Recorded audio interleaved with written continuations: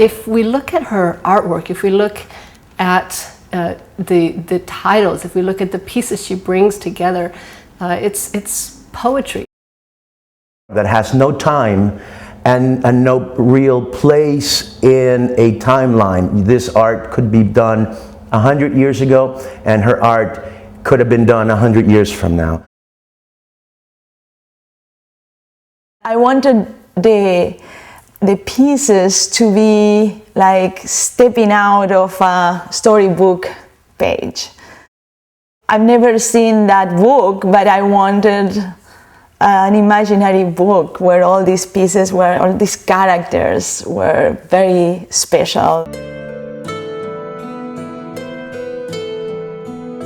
Recreating the inner life of a woman and in a sense integrating it with realism and surrealism too. We go through and we take a journey into her inner self.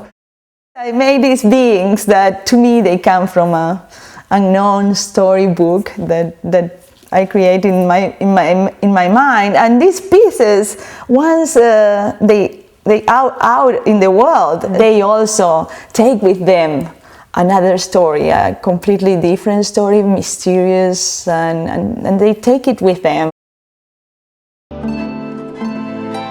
I feel like I free them.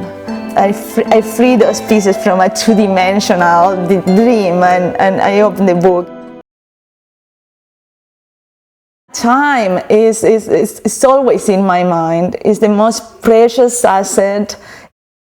Time is gone once we grab it. It's so ephemeral, and making those clocks go in different directions and going back and forth and moving, they give me the illusion that I grab time somehow.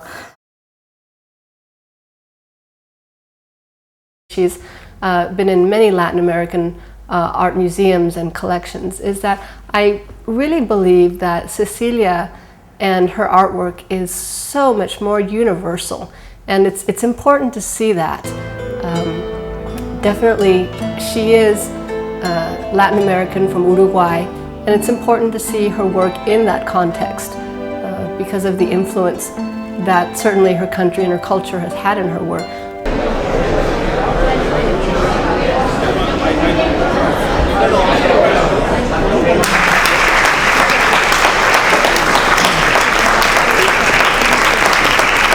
To your right, Cecilia Miguez. And it's a wonderful mixed media sculpture, wood, bronze, and iron sculpture. Let's start selling this piece. Thank you, sir.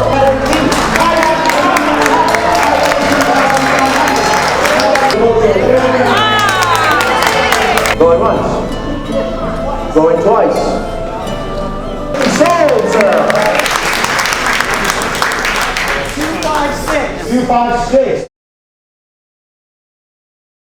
My studio is full of found objects. I come every morning and I'm touching them and asking them, and you know, even hands or hairs that I previously made myself, they become like found objects to me. I use them again, I change them. Her inside thought process, her spiritual thought process in the way that she sees female, and that other improvisational material aspect of life, which are found objects. Found objects really are a very important part of my pieces. They wouldn't exist without the found objects, without the things I found in antique places and in the street, and they really complete ideas that were not incomplete. They didn't even exist without the found objects. Many times I see the found objects and that creates the piece around it. Other times I have a piece, I have a head, I have an idea, and I'm looking for that specific size object, And but it is always an amazing sense of creation when the two things are put together. If we think about flights of imagination, it's about journey, it's about the human condition, it's about time, it's about universal concepts. And Cecilia is just brilliant in bringing all of these together. Usually I put tall hats, and tall hats to me are the symbol of asking for inspiration. It's the connection with the divine, it's the connection to your higher self, with your mind.